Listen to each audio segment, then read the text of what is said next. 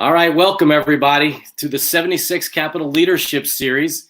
I'm Wayne Kimmel, managing partner at 76 Capital, and I have a special guest with me tonight, Monte Ross, the associate head coach from Temple University. Monte, welcome to our show. Thanks, man. Thanks for having me. I really appreciate it. You allowing me to make a guest appearance for a few minutes. Absolutely. You know, I think this is really exciting because we're going to be bringing on the great Phil Martelli and his son, Phil Martelli Jr. as well. And we're going to talk about just, Philly basketball and all the things that he's done, and both of them and you as well have done within basketball across the Philadelphia region, as well as what all of you are doing now. It's really, really exciting. So this will be fun. And so before we get started in some of the things, I mean, Monte, I'd love to hear, you have had such an the reason why I wanted you as a guest here really was because of your history and the time that you spent with Phil Martelli at St. Joe's and with Phil Jr. as well. Sure. It was 10 years. I was at St. Joe's with Phil for 10 years. I came on as his assistant his second year as a head coach, and it was absolutely tremendous. And we had a tremendous time. And one of the things about Phil, and I took this when I was fortunate enough to get a head coaching job at Delaware, was he was always the same. Like and we had some tough years when we were trying to build it and get it to where it was something that was sustainable throughout. And you never knew if we had gone to the Sweet 16 that year or if we didn't live up to the expectations that we had placed on ourselves. If you talked to him and watched his actions, you never knew what type of year we were having because he was always like this. He never went to the highs and lows that, so many of us coaches do. And, that was one of the big things that I learned from him and I took from him. The other thing that I learned from Phil and I took with me to Delaware is every single decision, everything he did was always with the kids, our players' best interest in mind. And, it's one thing to say that in public. It's one thing to act it out in public. But behind closed doors, every decision, every meeting that we had, he was always talking about, well, what is best for these student athletes? What is best for this young man? And that's what I took with me, among other things, but two of the biggest things that I took with me, to Delaware were those two things in terms of you have to treat people the right way and treat them a certain way. And, they will reciprocate.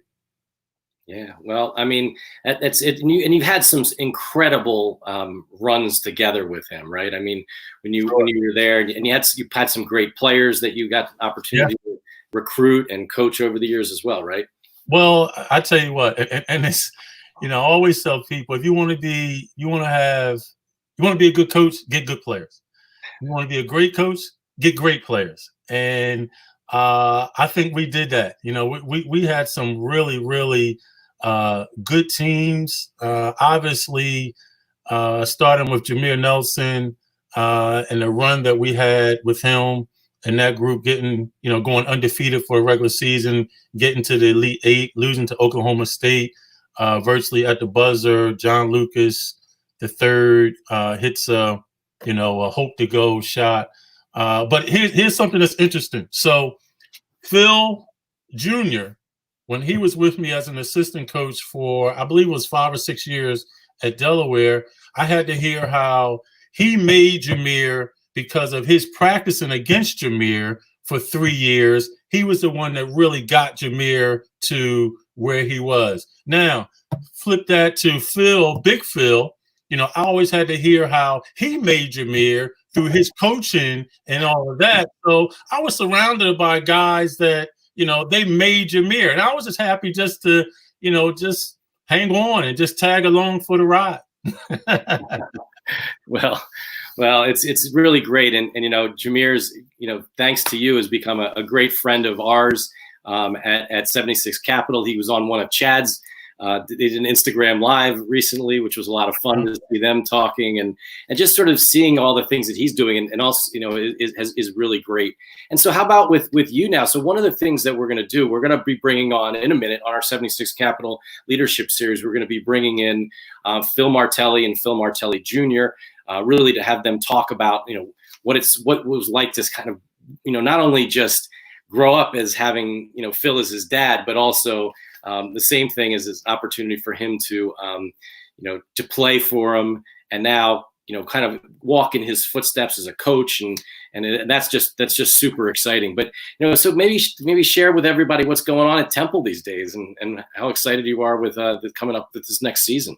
Well, we're very excited. We brought in, you know, we lost some seniors, but we brought in 6 new guys, and we're very, very excited. We're excited about the direction that the program is going. And, you know, one of the things that I talked about with Phil is how he treats people and how he, you know, works with the student athlete in mind. I'm so very fortunate and blessed to, you know, work with Aaron McKee now, who has that same type of moral compass, those same type of values that he places on what is best for the student athlete. And Aaron and I have been friends for 20, 25 years. And that was probably one of the reasons why there was no hesitation to join Temple, because of under his leadership, under his tutelage, you know, he's going to be working to make everything better on a daily basis. And that's what he talks about. And, you know, he's one of those guys. And I think sometimes NBA guys get a bad rap in terms of work habits and work ethic. But I tell you what, I've watched more film now than I've ever watched in my life, because Aaron comes from that NBA mentality where, you know, we watch practice 3 and 4 times after practice. We break it down.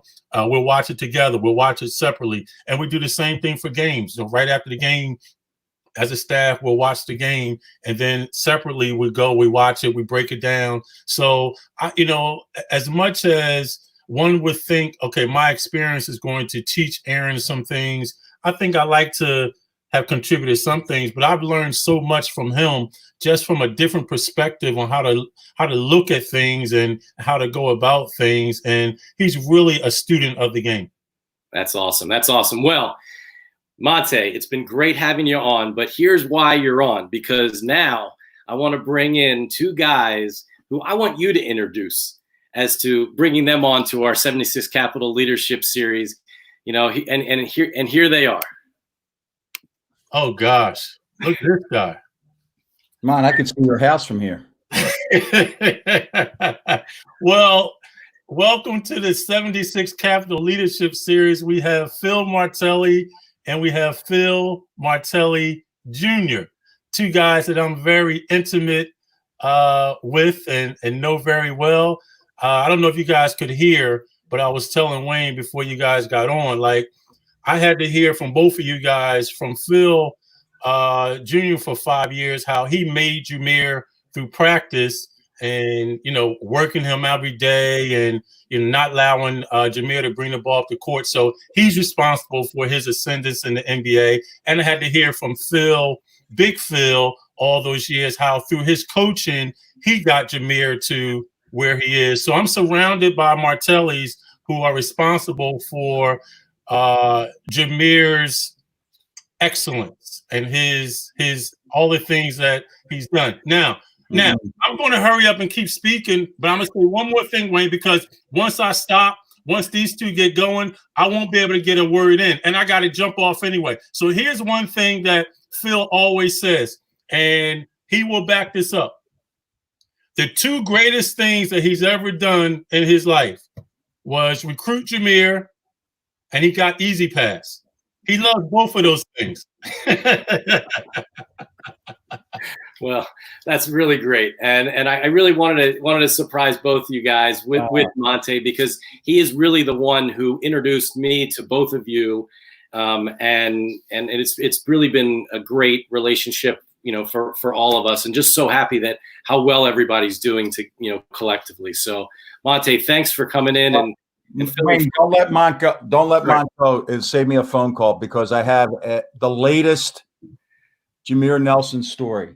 Because the preference on this was he missed a foul shot when he was a junior at Rhode Island, and we lost. And he cried all the way home. And I said in the paper, of course he cries because he's a better human being than he is a basketball player. His mother called me and she said, "You don't think he's good in basketball?" And I said, "No, it was a compliment to him as a human being." So I'm going to share this story with you. It's actually just happened. This literally has just happened in the last hour. So there's a young man, Don DeGioia, the legendary AD at St. Joseph's. He had a grandson who played football for Haverford School. And the Tuesday after his last game, he went in to get a hand checked. And they found a mass on his leg. The young man, as a senior in high school, had to have his leg partly amputated. Fast forward to this weekend.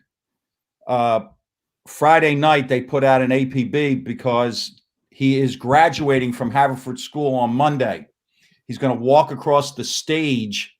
Haverford's doing individual graduations. Mm-hmm. So Wayne Kimmel shows up at 11 o'clock. You have from 11 to 11:15. You're going to cross the stage. You're going to acknowledge somebody from the school. You're going to have your picture taken with your diploma, and then you're going home. And so Friday, they found out that this young man couldn't wear a dress shoe on his good leg. And his family wanted to do something special for him. So they put out an APB to me to see if I could get Air Jordans. I tried with the connections at Michigan, and we couldn't get them in time for a Monday morning.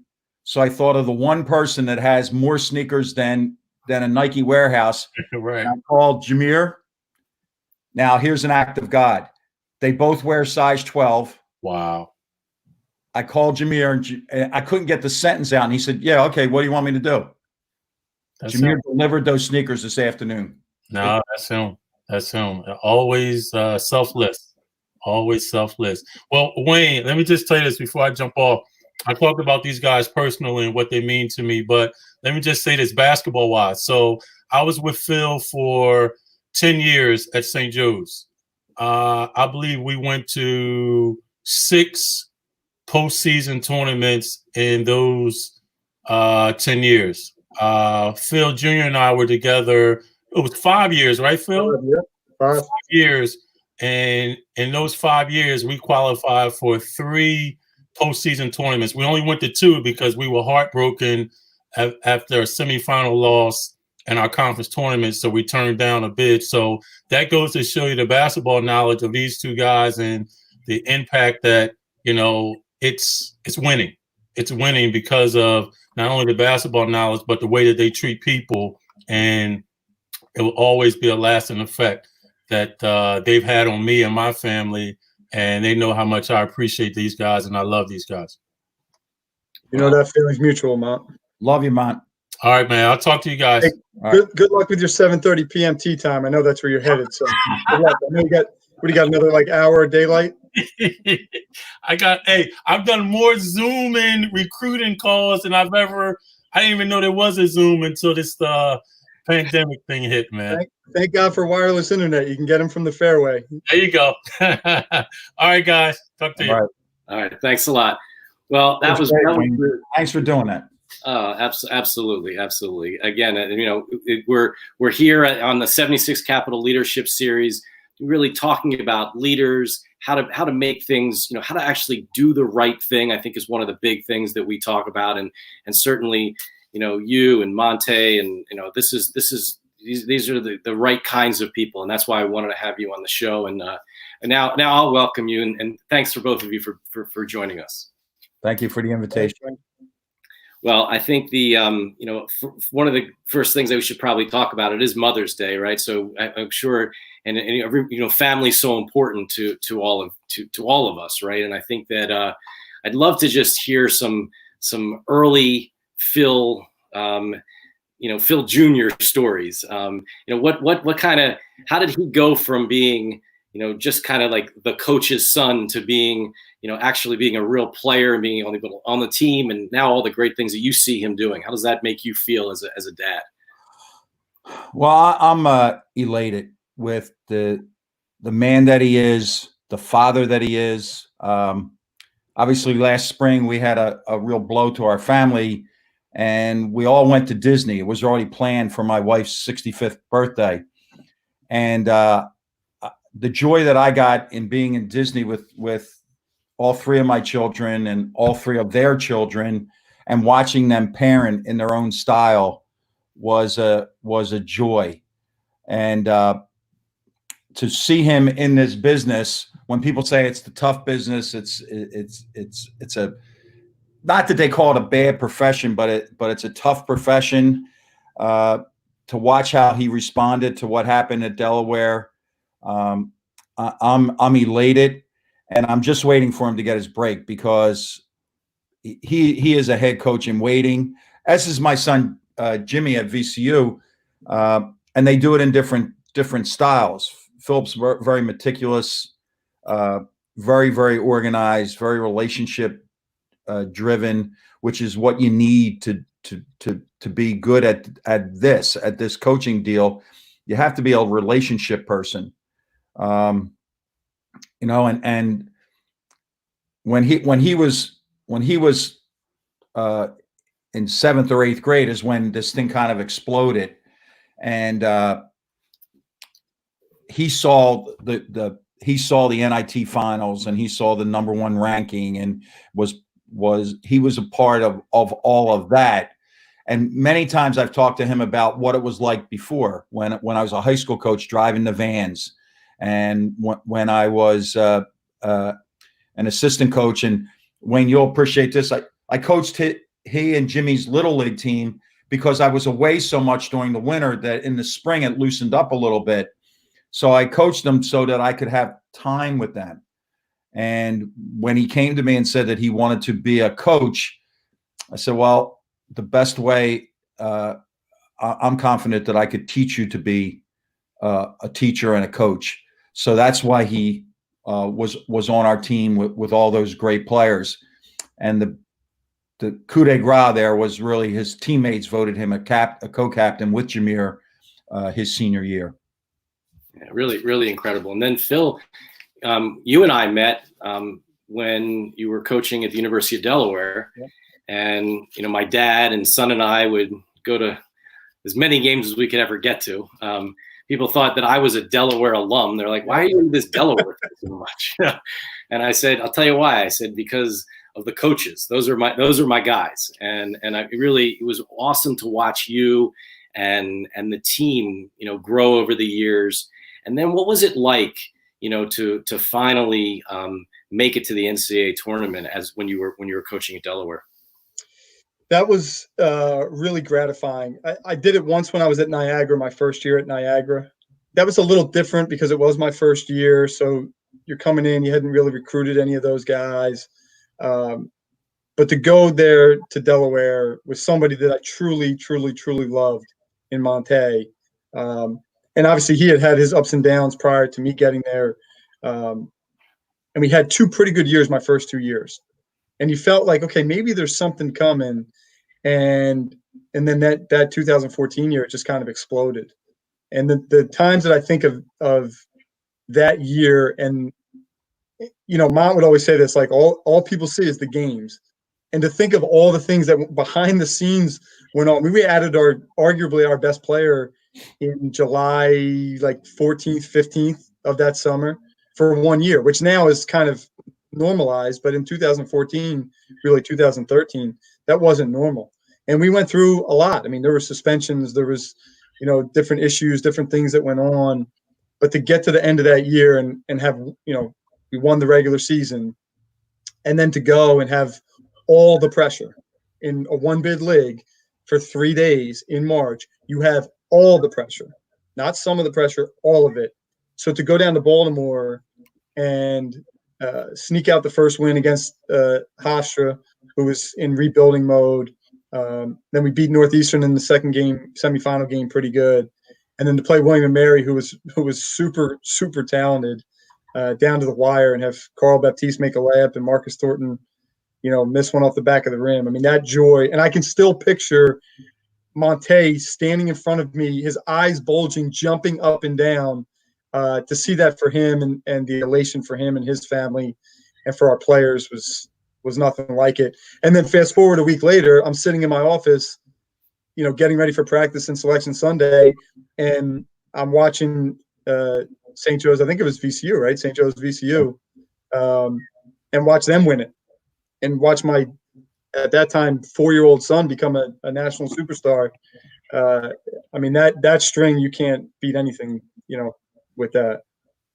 Well, it's funny. Your son is a couple years younger than my son, and I'll never forget. I actually just tweeted the picture of your son and my son and Monte on the court after you guys won the CAA championship. And the two of them kind of, kneeling next to that trophy. They were all so excited, and then Yep. and then your son went and had to put the tie on and to go. Hey, the best part about the celebration on the court in 2014 is that I missed most of it. I don't know how many people know this story, but I missed most of the celebration. I'm not in the team photo, when the team did the photo, because people started storming the court. And Like me. Right. Yeah, at some point in time, they decided to stop people from coming on the court. Well, all of our families were stuck up there. So my mom's calling over, and I get over there and get into it with some, I don't even know who he was, some poor guy that was just probably doing whatever he was told by his supervisor. And we're nose to nose screaming at each other. And now they're trying to sneak behind and get on the court. So I missed most of the celebration. I missed. There was a few little pieces that I was there for, but not surprisingly, Philip Stephen found his way in the middle of it and was, crowd surfing and doing whatever else he would be doing. Yeah, really, really, really an incredible run, and Phil, you had such an incredible career, and now being at the University of Michigan as the associate head coach along with Juwan Howard. What's it like in the Big Ten? After being in the A-10 for so many years here in Philly, but now it's the Big Ten. It's a whole different conference. Must be really interesting to see what that's like now. That's a really good point, Wayne. The basketball part to me was shocking, because I think with the East Coast bias, when you think of Big Ten, you think everybody's just banging into each other and playing gritty defense and hope somebody gets to 60 points. The coaching in the Big Ten was extraordinary. The offensive minds, led by a Philadelphia guy, Fran McCaffrey, is amazing. I found it really exciting. I went into buildings, and I had been around for 34 years going into this year. I went into buildings that I had never been in before. And the first thing that jumps to you is big. Everything is big. The buildings are big. The crowds are big. The players are big. They're different size wings than you would normally, that I would normally be used to. But when you boil it down, it's still a relationship-driven business to me. And I don't even like using business with when talking sport, but it is the respect with which I was treated was humbling. The players were a high IQ group, recruited in the fashion of John Beeline type of program. And Juwan Howard is a Mount Rushmore kind of human being. So to have the opportunity, I missed the heck out of Philadelphia. I missed the heck out of my family. But to have this opportunity, because Wayne, everybody at Michigan gets up, whether it's the guy in charge of the phones, the IT person, the nutritionist, their idea is pursuit of a national championship. That's not the case at an Atlantic 10 school, but in the Big Ten, that's what's expected. You drive for excellence, and excellence there is a national championship. So it was tough being away, from the Philadelphia area. It was tough at night after everything was over. I was used to having more, me, I was in more activities, and that wasn't the case. But it was a special opportunity that I have and I continue to have going forward. Well, once again, we're here on the 76 Capital Leadership Series with Phil and Phil Martelli. We're really excited to have both of you on the show. And again, this show is all about, leadership. It's all about this idea of how do you lead people to wanting to achieve great success. And, a few weeks ago, keeping the Michigan theme alive here, had Austin Hatch, who, played at Michigan, and man, his story is unbelievable. He talks about how he had 2 bad days in his life, and those 2 days were when he was in a plane crash, and the first one lost his mom and 2 siblings, and then in the second one, when right after he got a scholarship offer to Michigan, he lost his second mom and dad, and just his story, and also just how much he talks about the love and the team at Michigan, and how much that's such a family. It must be really special being at that place right now. No, it is really special, and I will admit to you, and not in a braggadocious way, but Philip and myself, we've had a chance to meet a lot of people, and a lot of what people would say are important people, and I don't usually want for words. I can engage in conversation. But when I met John Wooden, I was stuck. And when I met Austin Hatch, I was stuck because I knew so much about the story. To see him, it's almost like a mythical story. And then all of a sudden he was right in front of me a number of times this year, that I wish I had, and I will have opportunity because there is no such thing as a former player. The people who have performed for Michigan, who have played for Michigan, will always be Michigan players. Just like all the players that played for me and with Philip are my players and not former players. Right. So you can get it, Wayne. You get it. You feel the warmth as soon as you meet anybody associated with Michigan basketball, Michigan athletics, and then Michigan administration. Yeah, that's tremendous. It's tremendous. And Phil, you're now at Bryant in Rhode Island. But before you went there, I'd love to ask you a question. You went to the professional ranks for a little bit. And what was that like, coaching, these guys that were professionals, not college players? I mean, was it a difference, or what was that experience like? It was very different. And there's a number of ways it was. The coming and going of players was huge. Like I got to a point that year I started keeping a track, and we played 50 games. We had 31 players play for us in 50 games. Wow. So, and we had guys that were in training camp, got cut in training camp, came back and played the last 3 or 4 games of the year. You had guys that were coming and going, and guys being sent up, sent down. Everybody, there was probably, I think, 22 D-League teams. So, we had guys play, obviously, from the Sixers came and played for us.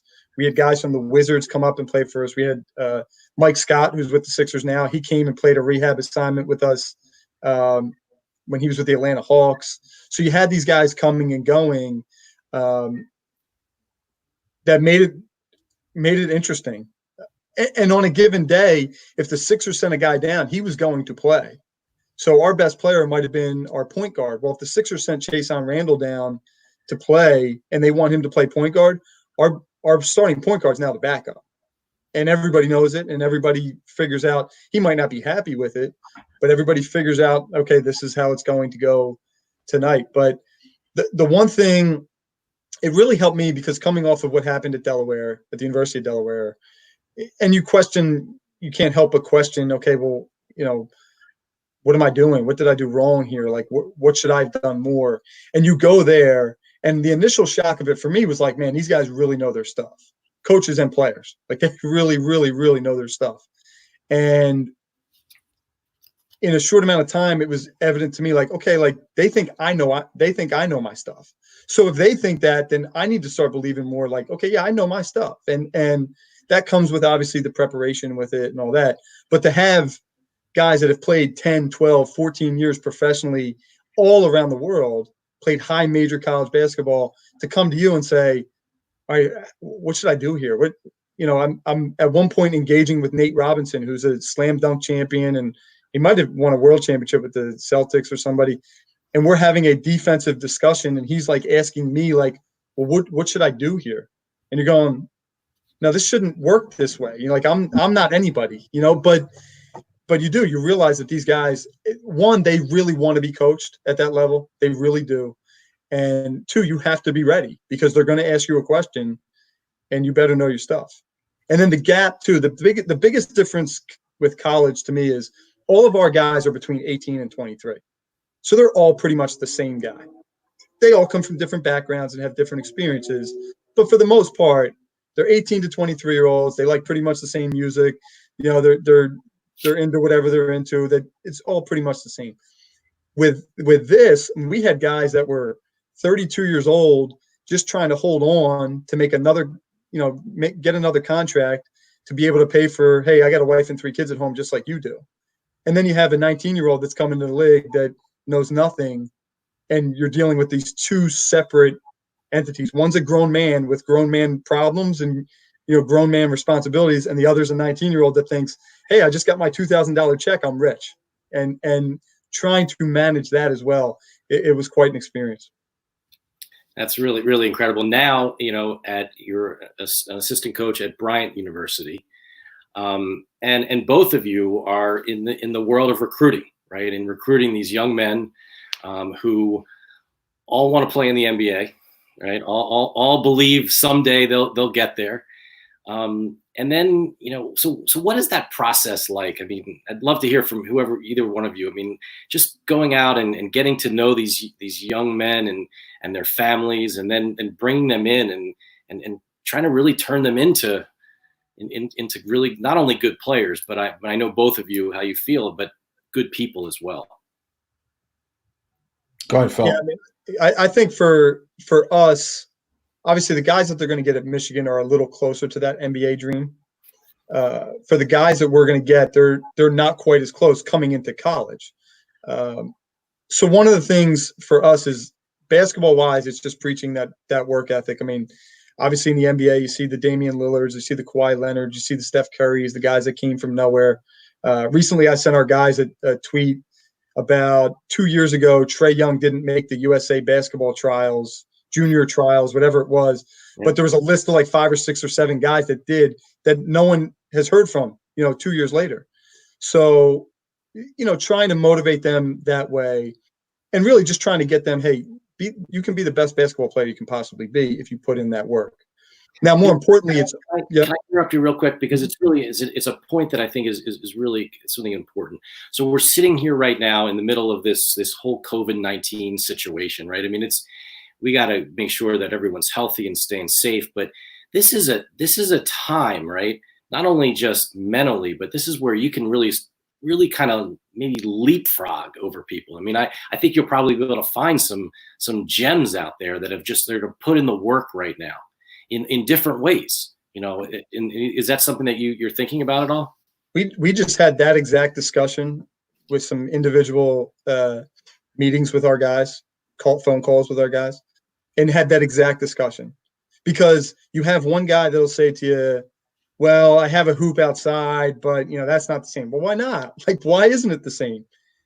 It's like I said to them, like, is it 10 feet high? Okay, then go shoot. Like, you can do something. And we just had that exact conversation, because you're exactly right that if you want to make the excuse, you can make the excuse. Yep. Oh, well, the park is closed, the gym is closed, that's closed, I can't get here, I can't get there. Okay, well, can you do ball handling somewhere in your house? Can you run can you run? Can you go for a 3-mile run to stay in shape? Can you, nowadays with all these, there's band workouts you can do for strength, push-ups and sit-ups, whatever it is. So we had that exact conversation in the last probably 4 or 5 days with our guys, that this is a chance. Like, this is a real chance, because there's plenty of guys that'll say, can't do anything.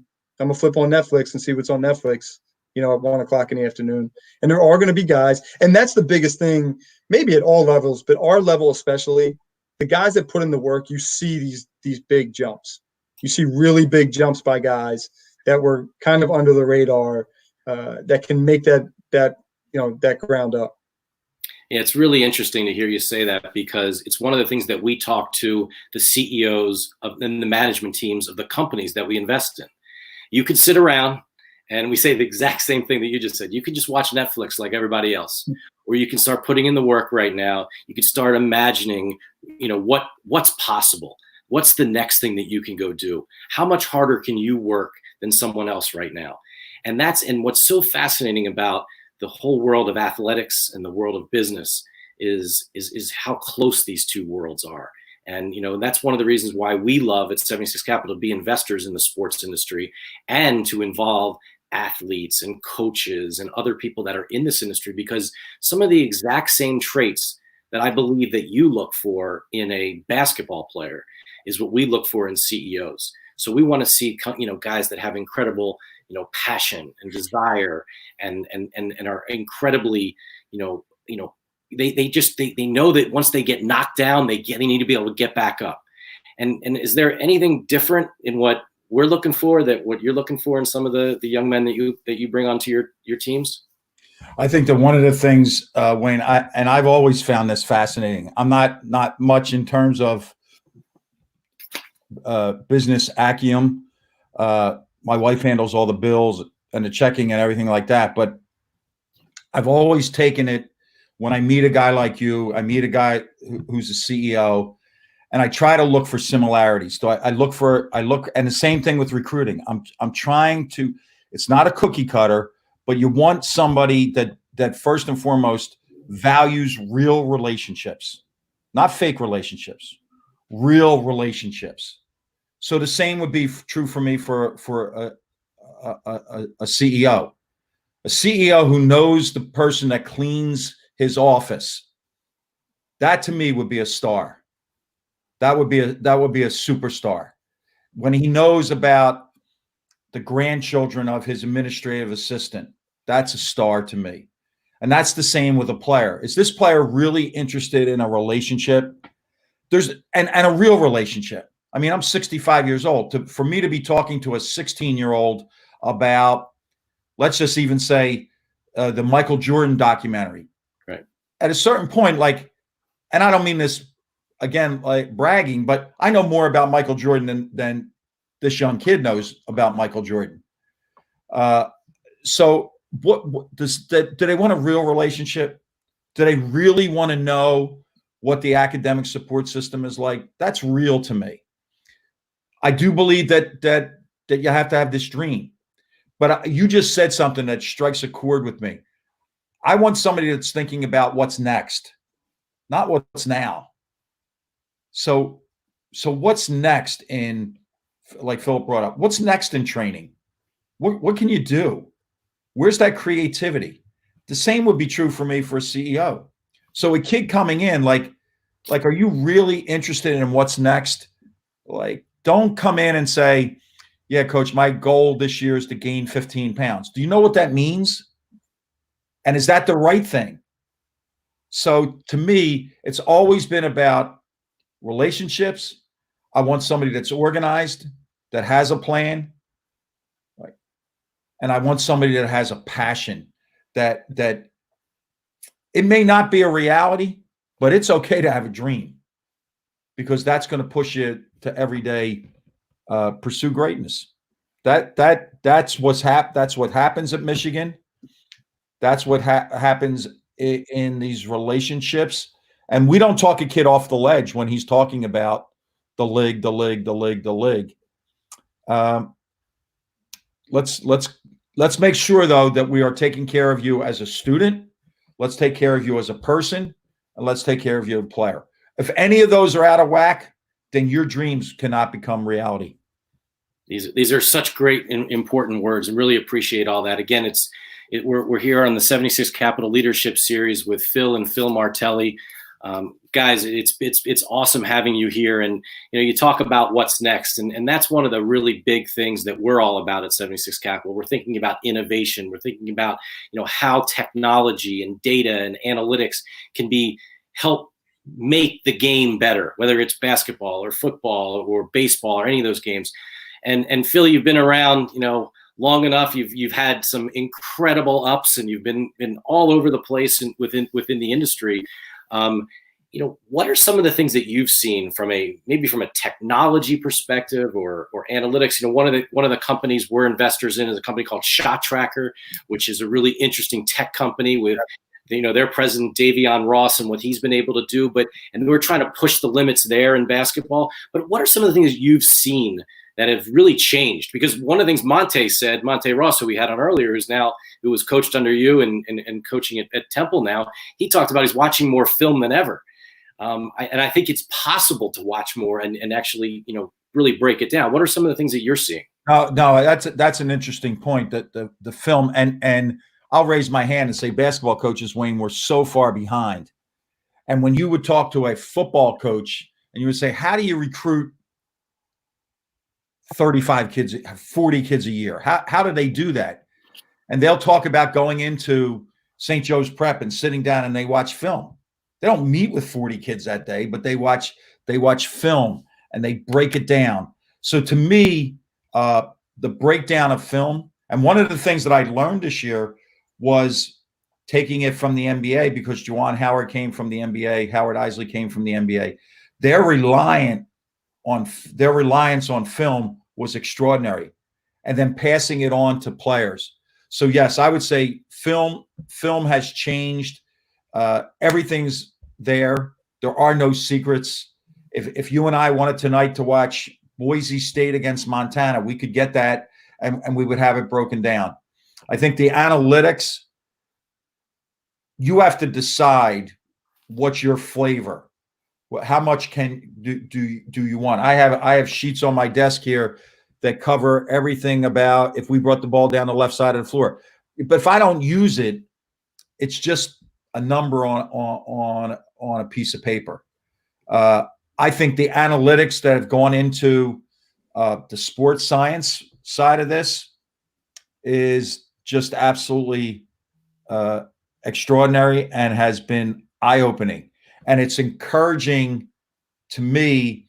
And I think that, Wayne, when we talk about how this is going to open up, how's college basketball going to come back, I think we have to watch what the NBA does. Yep. And if the NBA can come up with a way to take temperatures of everybody walking into a building, if they can figure out a way to instead of seating 20,000 people, they're going to seat 10,000 people. I think that college basketball would be mistaken not to follow what the NBA, how the NBA starts up again. So to me, I think the next thing really is going to be health and welfare of these student athletes. How are we going to monitor and how are we going to mentor these young people for health and safety, and a special emphasis on mental health? Absolutely. And then Phil, at Bryant, I mean, talk about some of the things that, some of the technology or things that you're using today that maybe you didn't use in your first job at Niagara. Well, so my first job was actually Central Connecticut, 2003. Okay. And it's funny because I think about this all the time, and I've had this discussion with some friends. When I first started there in the 2003-2004 season, I was doing all the film stuff, and it was dual deck VCRs. So I would go through a scout. I remember scouting Mark Schmidt. Do some of the kids even know what VCRs are today? No. So I remember Mark Schmidt, who's at St. Bonaventure now, great coach, fantastic offensive coach, runs 7,000 things, 7,000 different things every game. He was at Robert Morris at the time, and I remember doing the scout. And in our team room, we had a giant screen TV with the dual deck VCR. And I remember having my yellow sheets of paper everywhere trying to piece together a scout tape. Then it obviously became DVDs. And then when I got to Niagara, we started using some software, and you could cut it up, and you'd put it on your computer and you could do it. But we carried these giant external hard drives. They were like bricks. They were huge. You'd have to put them in your bag. It's amazing that all of us don't have back problems carrying these giant external hard drives through everywhere. To now where my dad's right. Like, if you said to me right now, hey, in an hour, I need all of Robert Morris's ball screen defense, I'll have all Robert Morris's ball screen defense broken down and labeled for you in an hour. And you could go back as far as you want. Go, okay, I want the last 5 years. You could do that at the click of a finger. So that, but my dad's right. Like, you have to know when is enough and when is too much. And I think that's the hard kind of place we're in right now, individually and giving it to our teams, because you can overload yourself with the film. You can overload yourself with the analytics numbers, to where you can start second guessing everything about yourself, about your team, about an opponent, prepping for an opponent. You can go crazy with it, and you can overload the people around you with it. Because once we take in that information, we just want to spew it out there and say, well, they did this one time, and I saw them do that, and then they did. And I know for me sometimes that I have to go like, all right, slow down, decompress. What is the most important 3, 4, 5 factors, pieces of information that need to be communicated with the staff and then with the team? Has there ever been a situation for either of you where you may have pulled too much information, or maybe even the wrong information, because you just got enamored by something that you saw, and then you brought it down to the team, and you're like, oh my God, in the middle of a game, you're like, no, that's not right. Well, I have a friend who works for yeah. I have a friend who works for another NBA team, and they had I think it was a behavior specialist or somebody that was with them for a period of time this year. And he sent me a couple of the notes that the guy gave them over different periods. And it was mostly in film sessions with their players. And this guy would say to them, like, look, you gave all this great information. How much do you think they actually retained? And whatever the number he came up with, 3%. He said, so you gave 100 pieces. These are the 100 things that you said in that film session. They remember 3. So we had to talk about that during the year. And that has rung in my ears now since, of going, when it's somebody else standing there talking, you zone out. When you're up there presenting, you think everybody's locked into me and everybody's feeding off all this information. So one of the things, and that's something that I'm going to try and implement, next year myself, like this guy said to them, like, instead of doing those 100 things, take those 3, 4, 5, 6 things and try to repeat them over and over and over and over and over again. That's how they're going to get it. Not, hey, he's left-handed and he really likes to shoot the 3 from the corner. Okay, now you moved on to the next guy and did it. No, if you can constantly repeat that, they're going to remember, okay, number 12, he's lefty and he really likes to shoot that 3 from the corner. That's how they're taking it in. So I do think number of times, I couldn't even pinpoint one time, but a number of times, I wish they still had Mott on here. You could talk about me and Jeff Rafferty doing walkthroughs with our guys at the end of practice that were marathon sessions, and our best player laying on the floor going, I can't take it anymore. And we still found a way to win the game. That's amazing. Have any other situations in your experience where maybe, Phil, you talk about where it actually was something that you picked up, in whether it was in the film room or one of your assistants said, listen, as you said, this guy only goes left, or this guy, that kind of a thing, where it was something that you picked up that maybe had not been seen before? Yeah, that's a really interesting question, because there are things that I look for that I think could give you an edge. If a team runs a certain out of bounds set and you can get that and knock that out. I'll give you one. Sometimes on the foul line, when teams are shooting a foul shot, they'll cross the big guys underneath.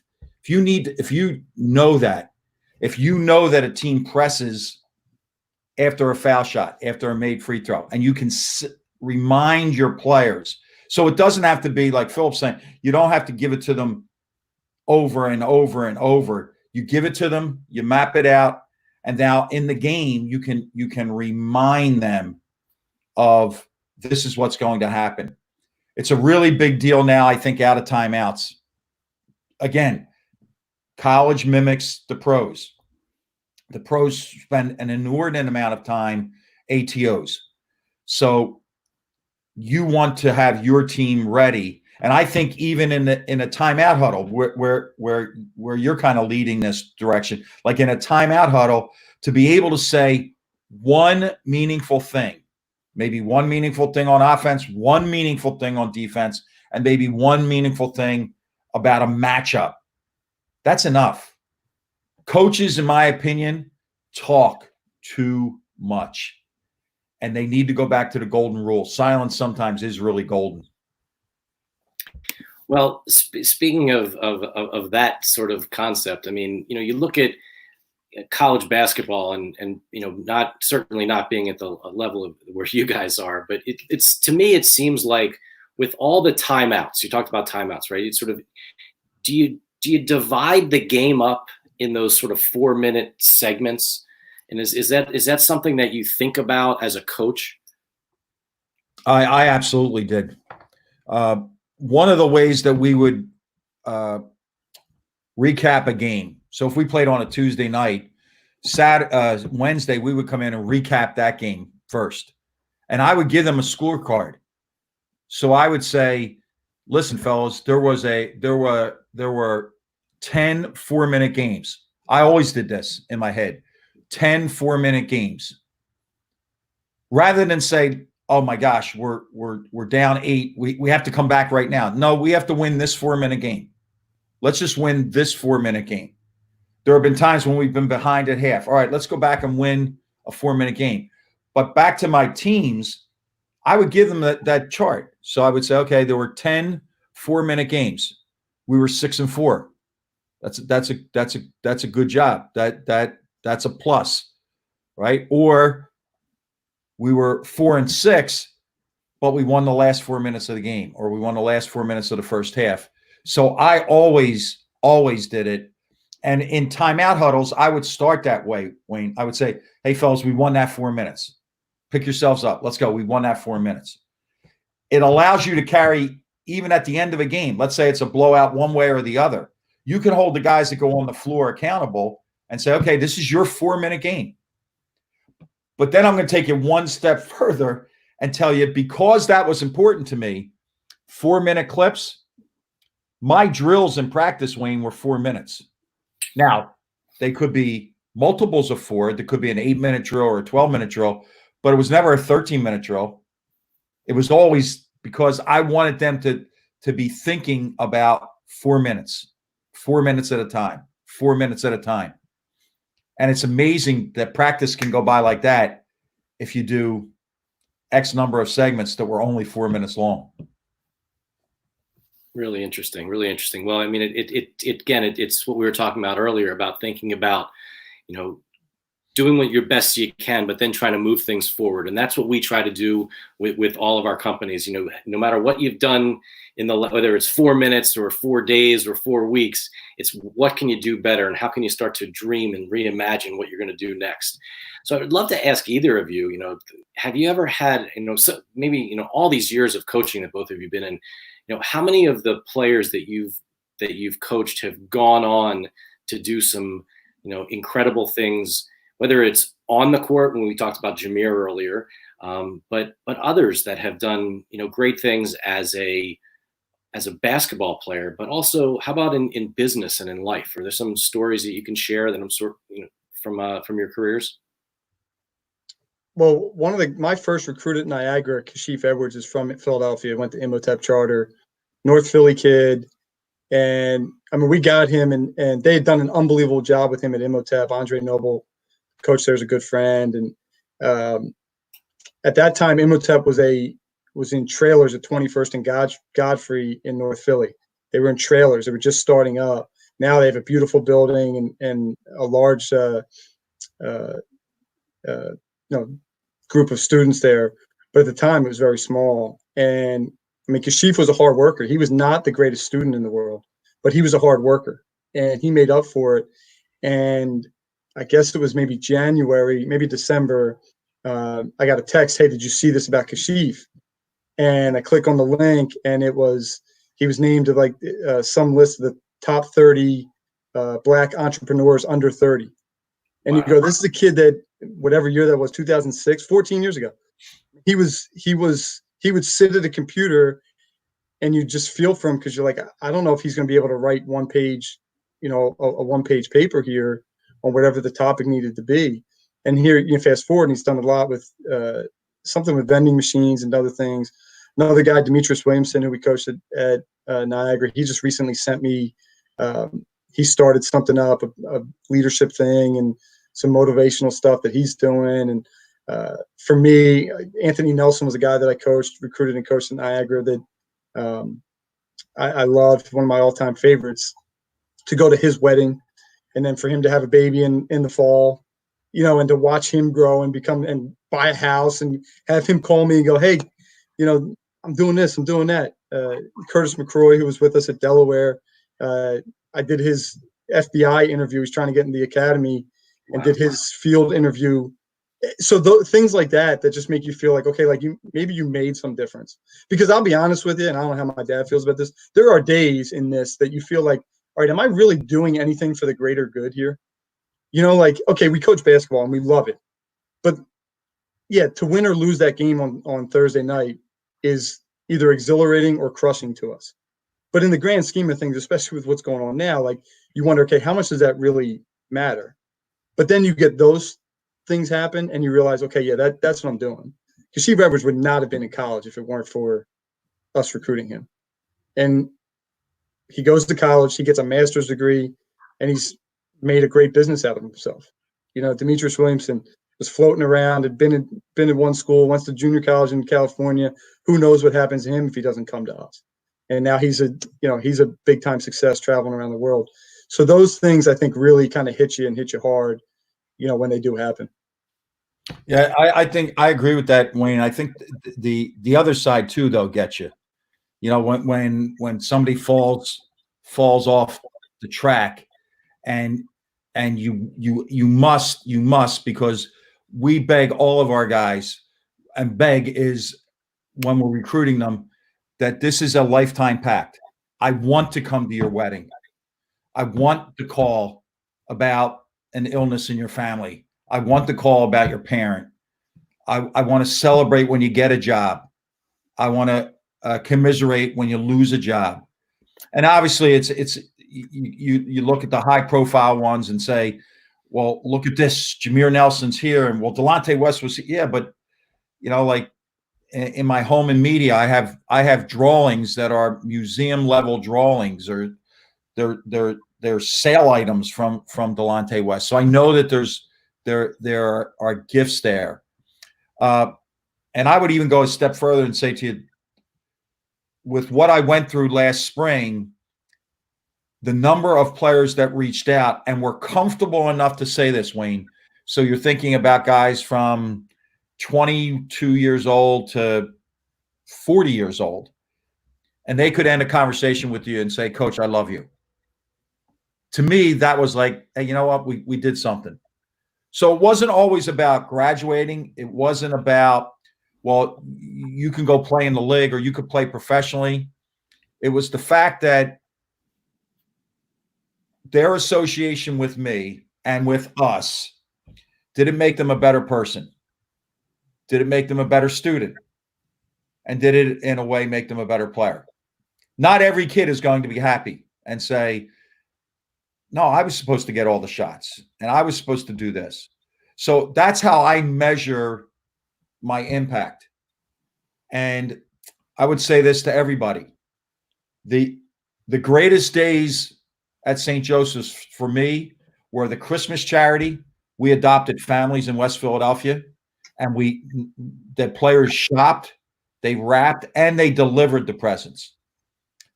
That was the best day of the year for me, followed closely by graduation.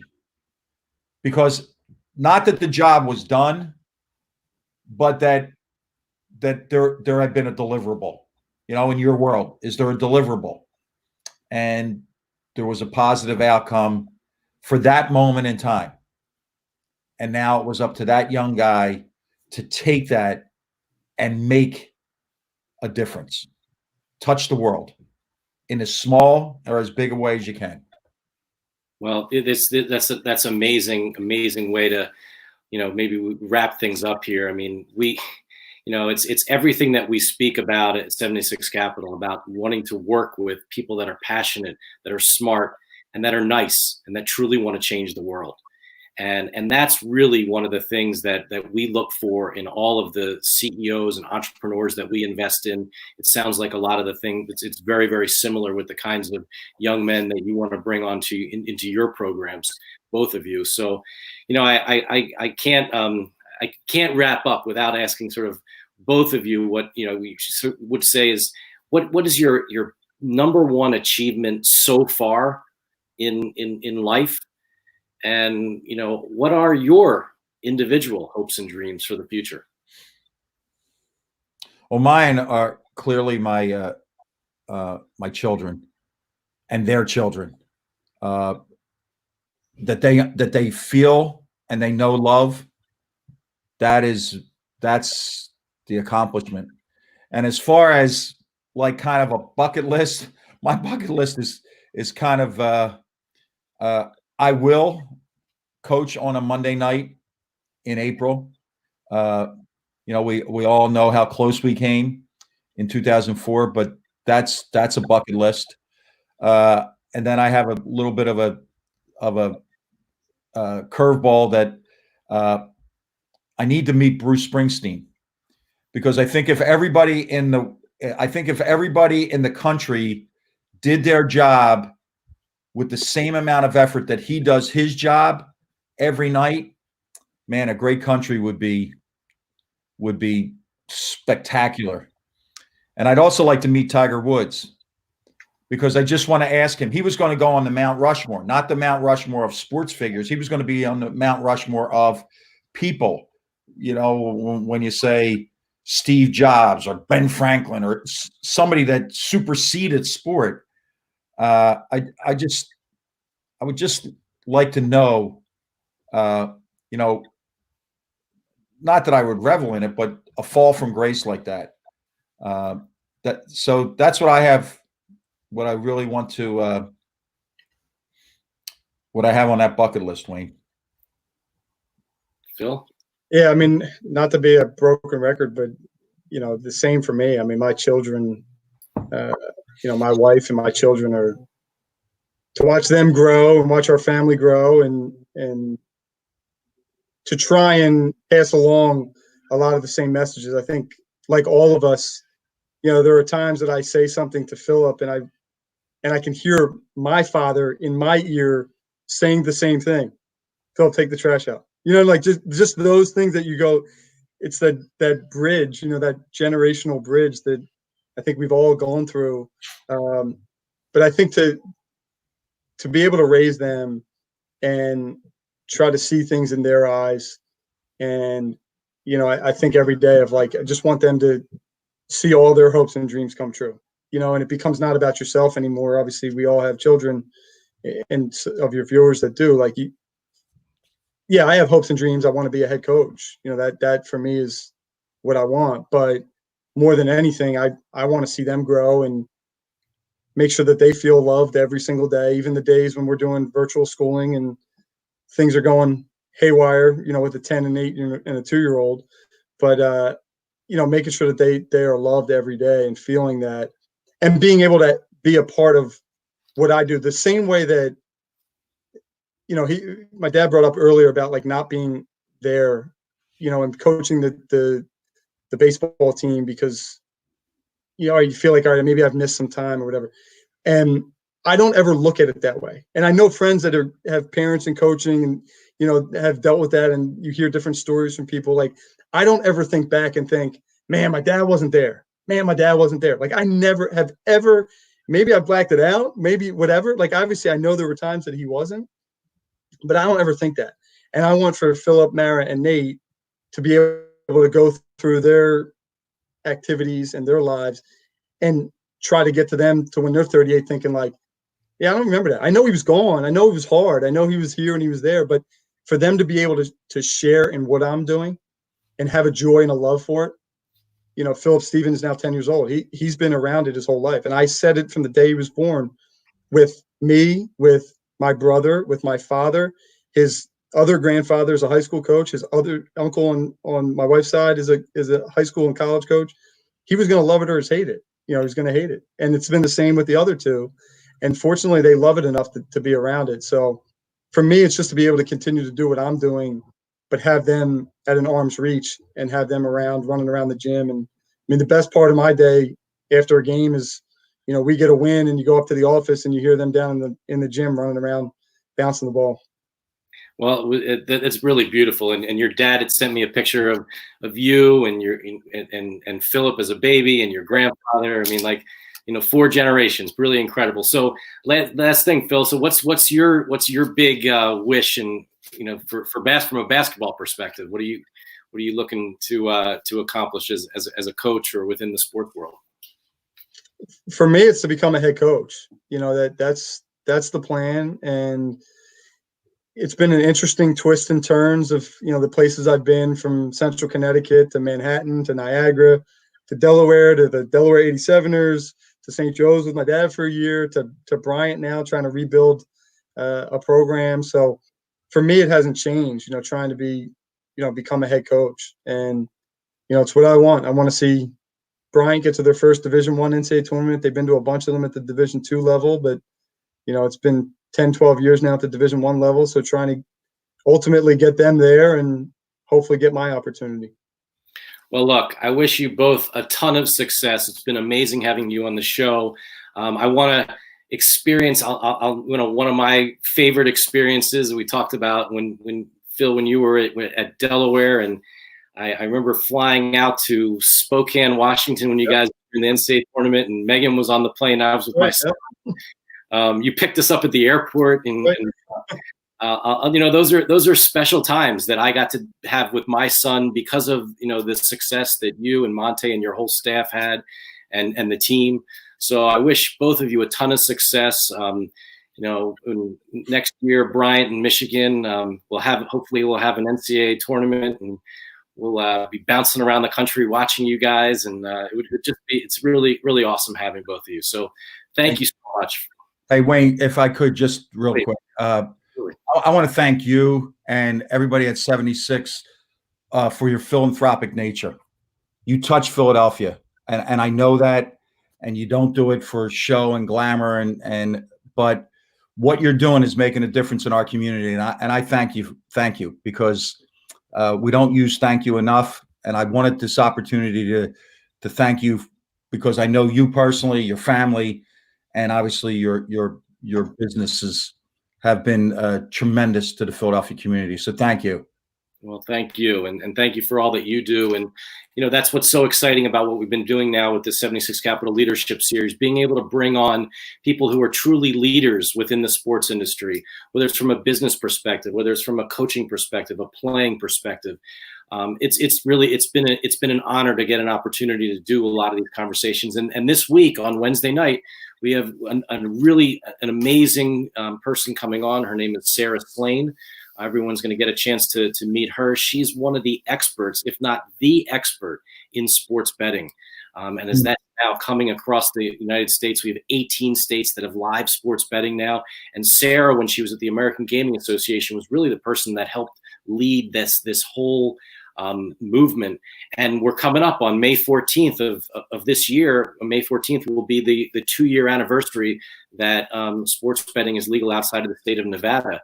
And it's really, you know, we didn't even get a chance to talk about the impact of things like sports betting and name, image, and likeness, and all these things that are, that are going to be affecting the world of college basketball. We'll have to have you back on again for those types of things. And then on next Sunday night at 7, we're going to be announcing and bringing on the CEO of one of our new portfolio companies. She is another rock star. Really excited to have her. You talked about fitness earlier and kind of the change and things that are happening in the fitness world. that's a little bit of a hint as to what this company is. And we're excited about making this investment and bringing her and sharing her story and all the things that she's done so far in the business world. She was also a college athlete, and just we're super excited about that. So again, wrapping up tonight from our 76 Capital Leadership Series with Phil Martelli and Phil Martelli Jr. Thank you. We had our special guest, Monte Roth from Temple University, and hope to see you guys soon, and stay safe out there. Thanks, Wayne. Thank you.